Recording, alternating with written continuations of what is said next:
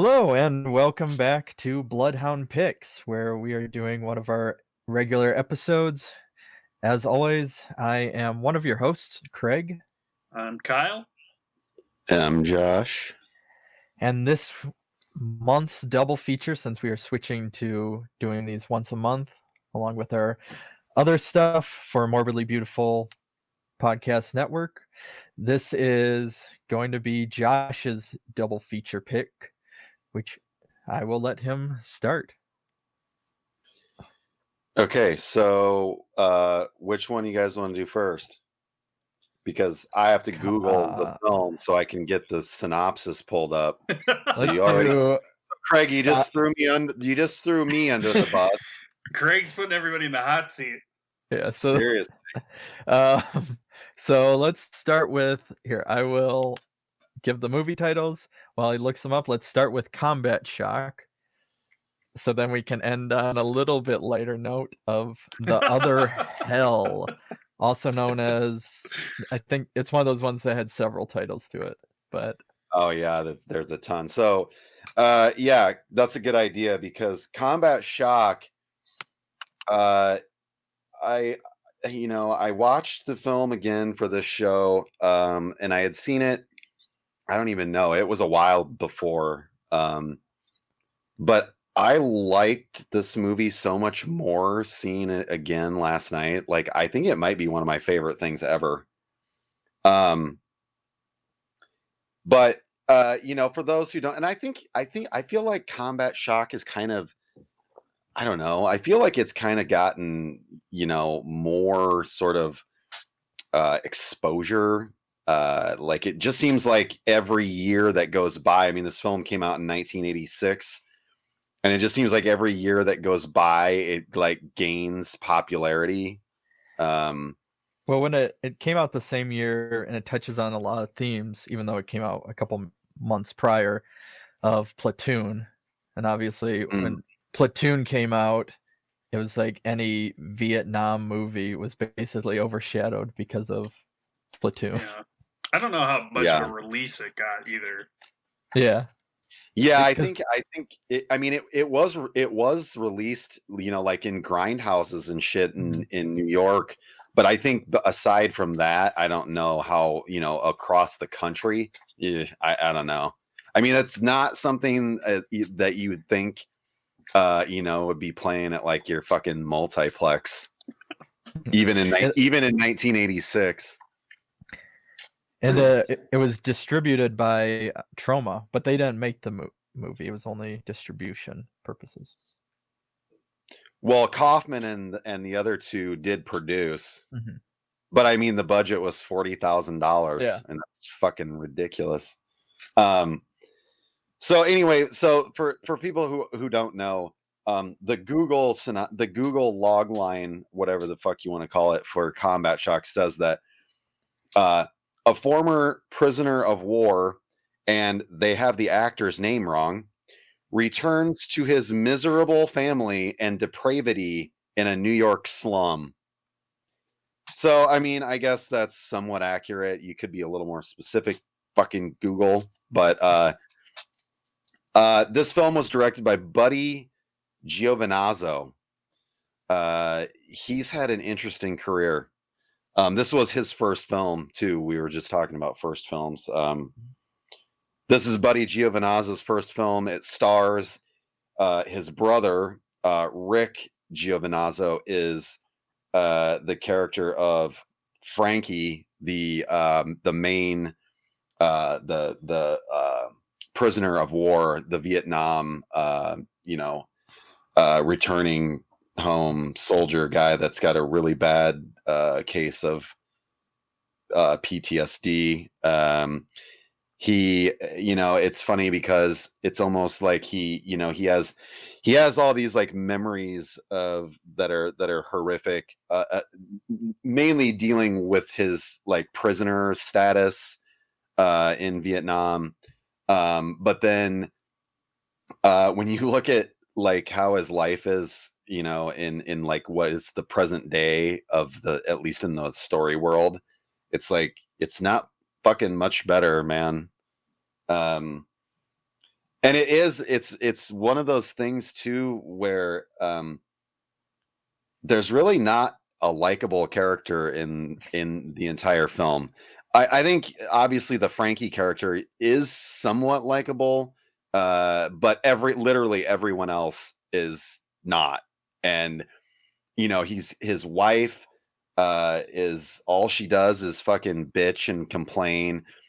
To a certain degree, she has some, I think, kind of it's warranted to a certain degree, but the actress just does such a great job of being just annoying to the point where you want to punch her. And then the Frankie character, let us not forget, has a 1-year-old son that is like the infantile rival of the fucking baby in Eraserhead, which is due to the Frankie character having been exposed to Agent Orange while in Vietnam. So the kid, which is this obviously prosthetic baby, just looks and sounds fucking nightmarish. I will say, and maybe it's just me, and maybe it's just the person, but that fucking sound that baby makes it just gets to the point where I'm just like, oh my God, I can't listen to that anymore. It's like that kind of, I don't even know, like just, it's grating on my eardrums. And so, this is the opposite of like what you would consider a feel-good story, because it basically just goes from bad to worse to the most depressing thing that you could think of. I mean, that's essentially it. And then the movie's over, and you're kind of like, holy fuck, man, that was fucking bleak. What'd you guys think? So this was my first time watching it, and yeah, no, I like there's a lot of kind of experimental elements that were great. There's a lot of points. Surprisingly, the Frankie does the actor does a fairly good job, and it's very intense and kind of deals with the whole.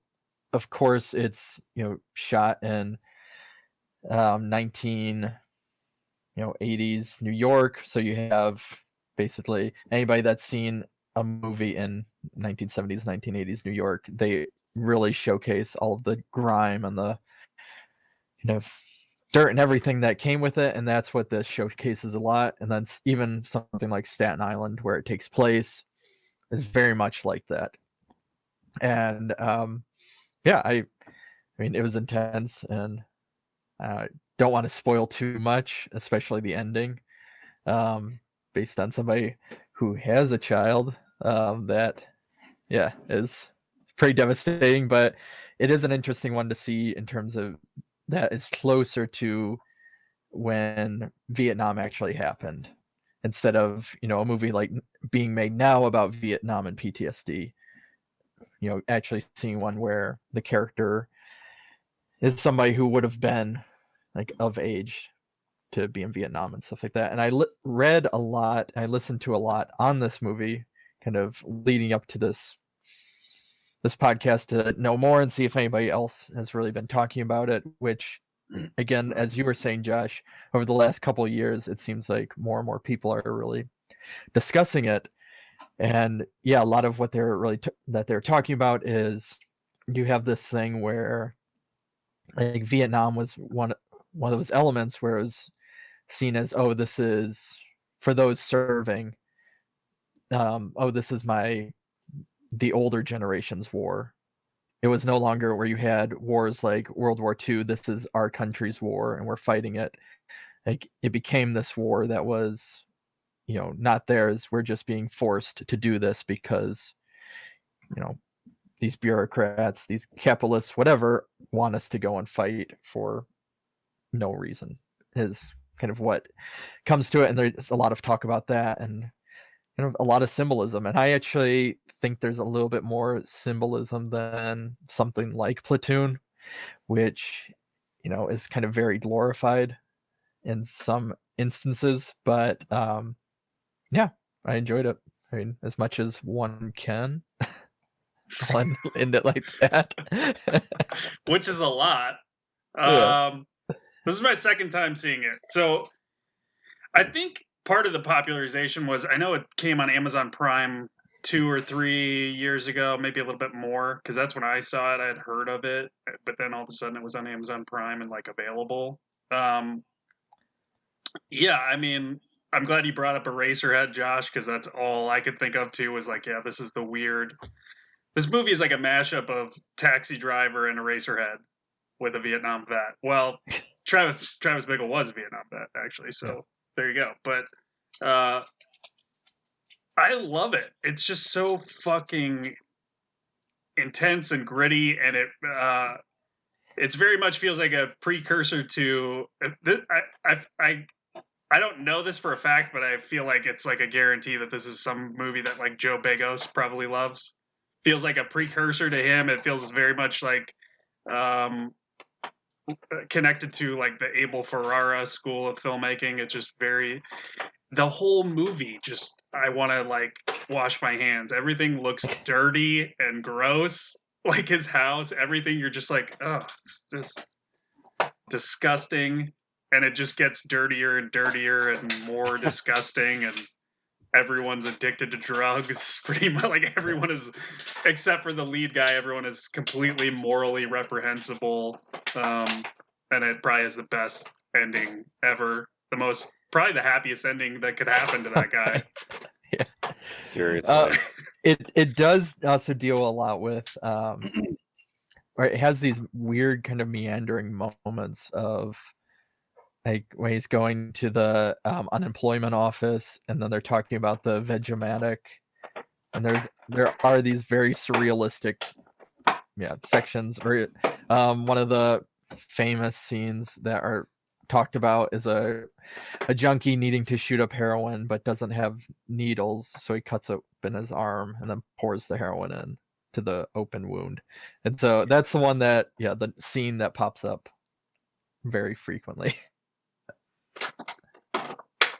If that's your cup of tea. Speaking of dirty, god damn. And in speaking of, that just reminded me, Craig mentioning the like meandering. So it was mentioned that Ricky Giovinazzo is the lead actor, and he also did the music, and some of the like musical bits from the score that come up are like have the opposite tone to what you're seeing, and it's very strange. It's got like this, it's almost like this really upbeat like Atari fucking gaming music where it's very synth heavy and it's just very like joyful sounding, which there's nothing in this film that's joyful. And so I don't know, it works really well. It sort of reminded me of, in that respect, with the music, the score music, I should say, and the story, it kind of reminded me of like Last House on the Left, where obviously everything is horrific and nasty and degrading and defiling in the film, but then there's this really fucking moronic, stupid music that is constantly being piped, and it's just the complete opposite of what you're seeing and what you're experiencing, via the lives of the characters in the story that they're living in. So I don't know. This is for being a first time feature, I think it's amazing. And even the script, the way that, he finally, is just so, in the dumps and on his last fucking, shred of hope that he does what he vowed he never would do, which is rob someone. And the woman that he ends up robbing, unbeknownst to him, unbeknownst to the Frankie character, has the gun that his friend had at the beginning of the film. It's just it's actually quite brilliant.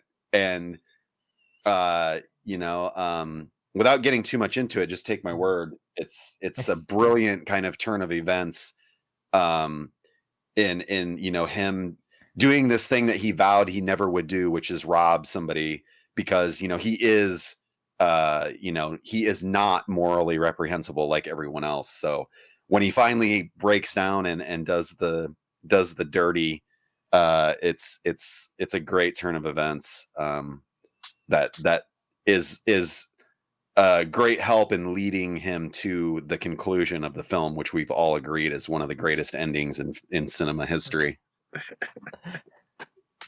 Yes, it is. So with that, let's move on to your second feature, the nunsploitation. I think technically it'd be a nunsploitation film. Oh yeah. The Other Hell. Okay, so yeah, I chose The Other Hell from the wonderfully talented Bruno Mattei. Craig mentioned that this is a nunsploitation film. It most certainly is. Coming from Italy, where that's like their favorite thing to do is nunsploitation. But this is what Google says, in case you're not aware. This is what Google says The Other Hell is about. A sinister mother superior tries to hamper a priest's investigation into the murders of several nuns at her convent. Okay, this fucking leaves a lot out too, but that's okay. None of that is necessarily wrong. I actually think that this is on par with like what people obviously consider like Italian masters, meaning Argento, meaning Fulci. There's others, but those two clearly are among the most mentioned. I feel that way about The Other Hell. And if to give like Bruno Mattei, he's known for making sequels to American films that are completely against the law, but because of the law in Italy, it doesn't matter. Like you can basically plagiarize shit and it doesn't make any difference. So Bruno Mattei did a lot of that. And he also made this film called Shocking Dark, which is essentially, it's a sequel to Alien, that is it even has lines from James Cameron's Aliens in it. And then in the last 20 minutes, it turns into a Terminator sequel. So he's got the Aliens thing going, and then in the last 20 minutes, he's got literally a bodybuilding guy who is a cyborg in the film, which is just amazing.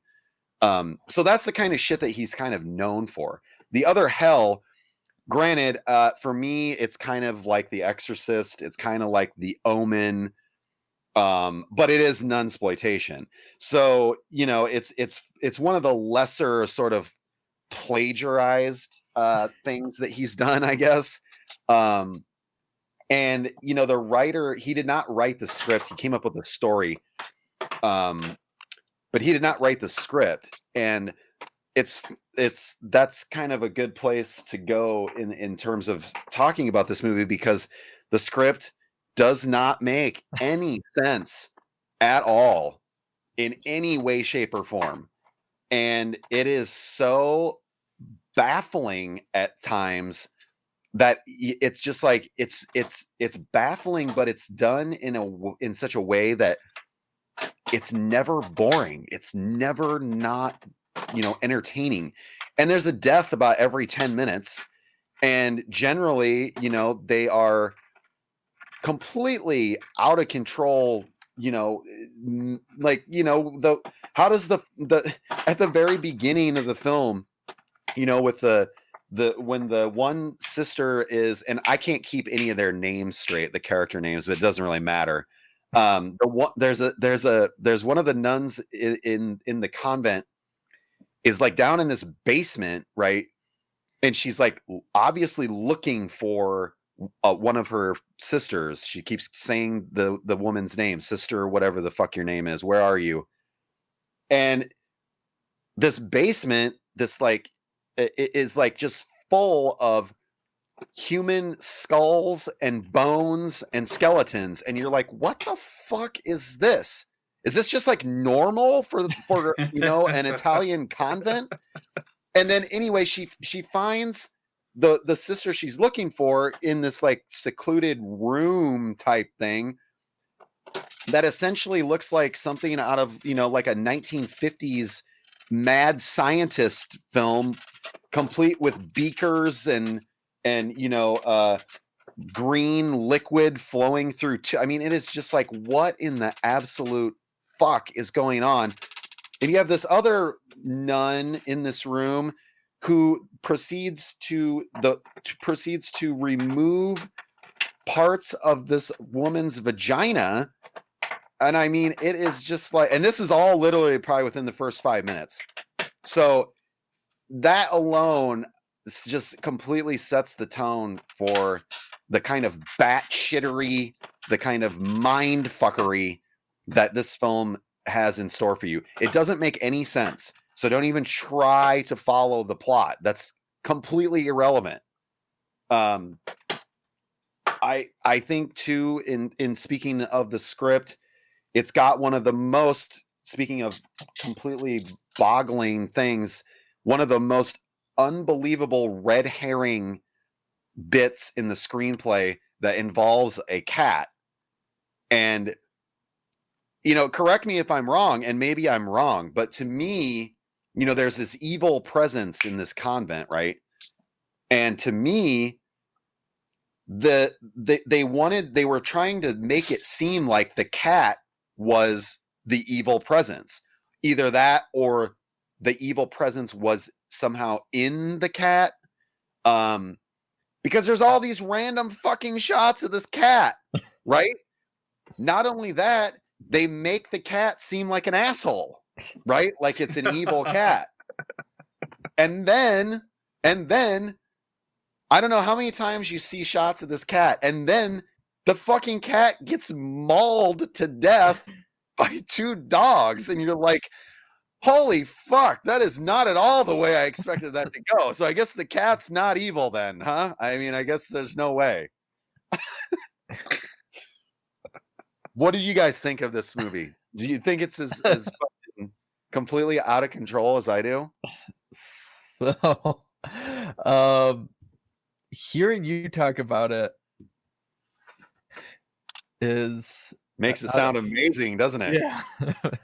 When I watched it, it's one of those movies where, like, I knew, it's hard to explain, where I knew what was going on in terms of the general premise, that, you know, there's some demon type element in this convent that's killing these nuns and so on. There's, again, the omen element. There's kind of a Carrie element that pops up.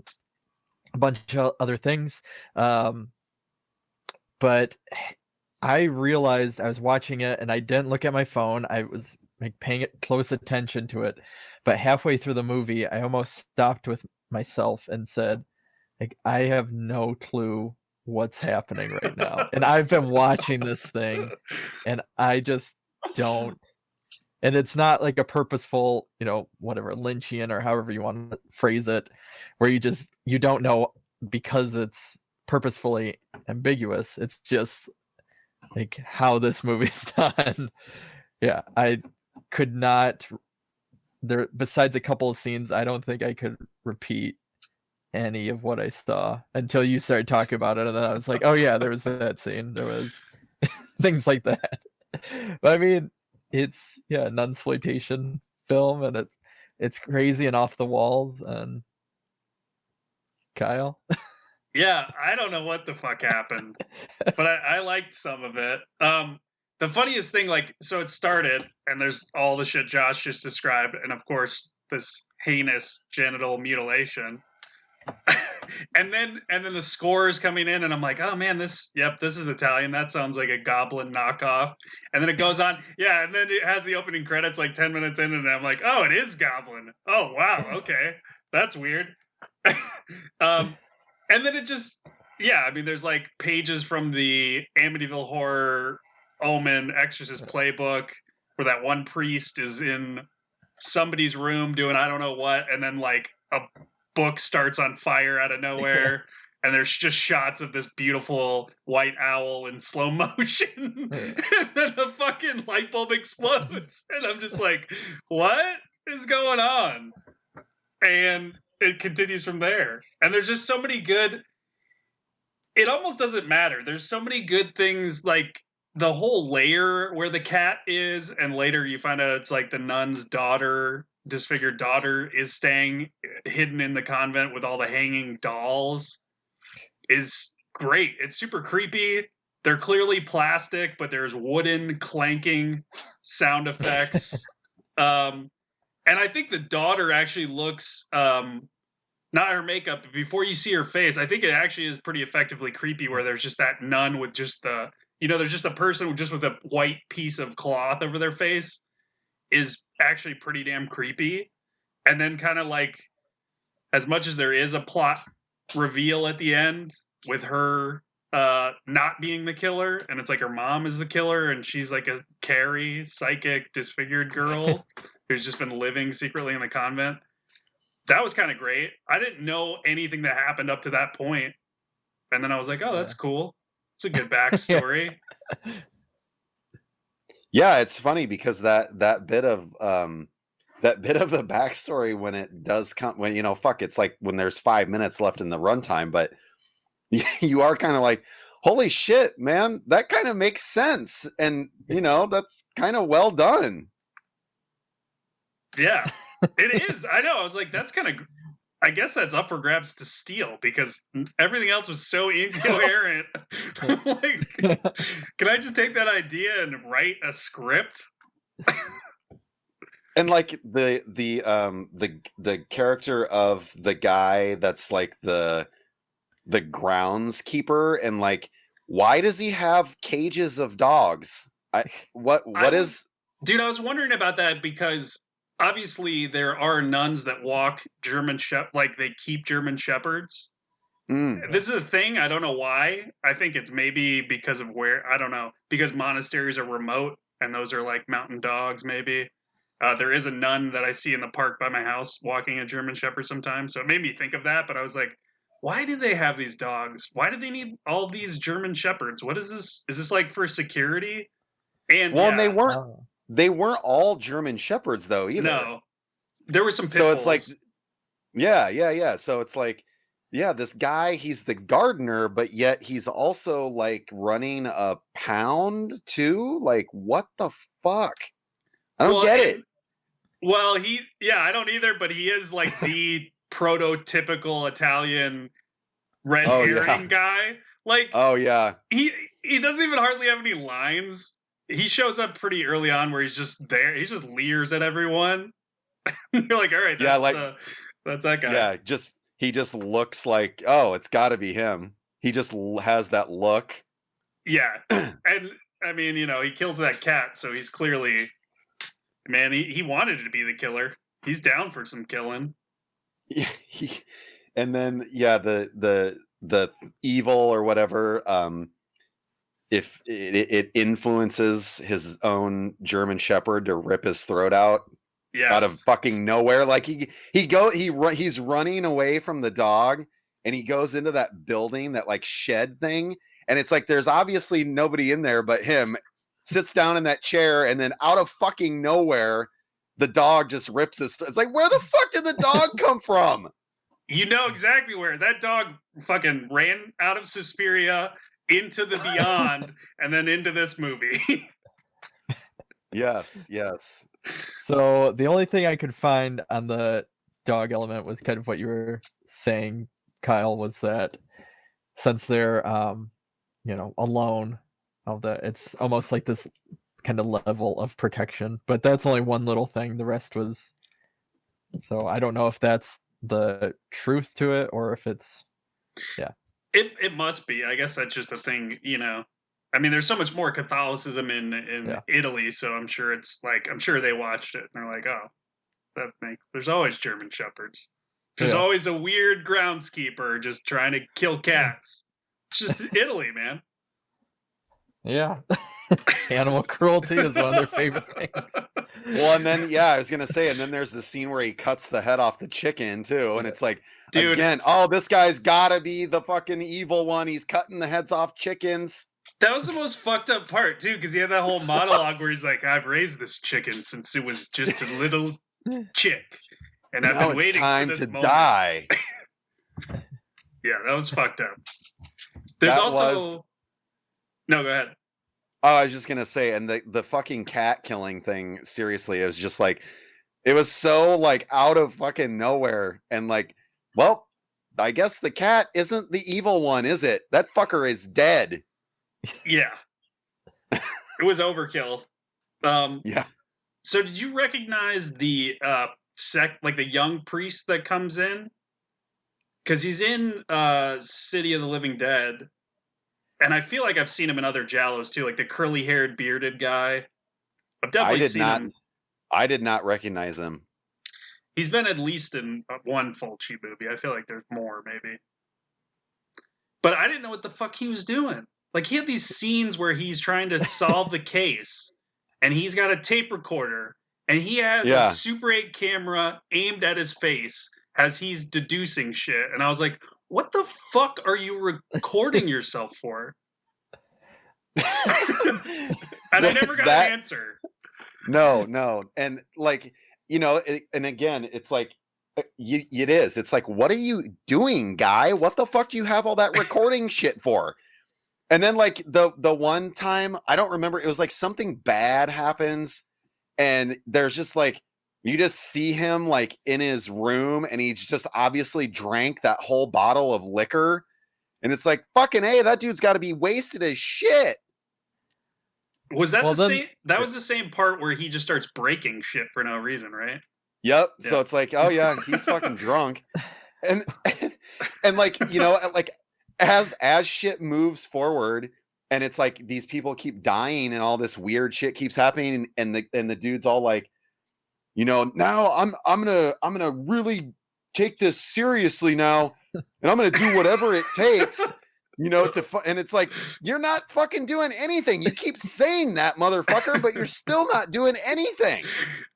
Well, then it becomes they add in that love. Well, spoiler alert, I guess, with the Carrie-like daughter. Then it becomes a whole love interest you know, thing. you need to have that in there. Yeah, that felt like it came out of nowhere. Well, that offended me because she had beautiful, half of her face was gorgeous, and then he saw her deformity, and he was just a shallow. He's supposed to be a man of God. He had no heart. He could have loved that woman, but no. He also, why the fuck does? I mean, I guess this is like a thing because it's a Catholic church. I'm way overthinking this, that they don't want this whole murdering nuns thing to get out. But why are you sending another priest to solve crimes? Yeah. Like, these are murders. This guy doesn't know shit about finding a murderer. Well, they? I don't know. There's so many Catholic movies and the horror genre where it's like they send an archbishop, but he's not even that. He's just like I don't even know. He probably has a title and we didn't catch it. I think it's Abbott, isn't it? Abbott? Yeah. I don't know what that office means. I don't either, and I don't have any idea either, but it's like, yeah, he's Detective Abbott. Well, and speaking of like, you know, him solving crimes, remember the first time that he encounters the dog catcher and the gardener guy, and what's the guy say? Like, you're dressed like a cop, and I'm like, dude, what fucking cops have white collars and black shirts on? What the fuck are you talking about? Like, but he had to make sure that you know, he brings up the fact that, you know, he's cop related, and even though that makes no fucking sense. Hopefully they just dub that in later. They're like, we gotta tell everybody he's a cop. even though he's not dressed like it. Yeah. Oh fuck. So yeah, this movie doesn't disappoint. At least it doesn't for me. And then it just becomes a zombie film in the last 5 minutes? Yeah. Yeah. I mean, you got to throw that in there. It wouldn't be complete without. I mean, yeah, you threw in a Hail Mary backstory like right before the end, and then all of a sudden there's a psychic. You know, why not throw zombies in? Okay. So, is that our ending thoughts on The Other Hell? I think so. I think we can call it good. Okay. So that was Josh's double feature for this episode. The next time it will be my pick, and why not? I'll just go with what I have for right now. I will be doing the remake of, just because it's fun, of Night of the Demons from 2009, and then Howl from 2015 to bring another werewolf flick. And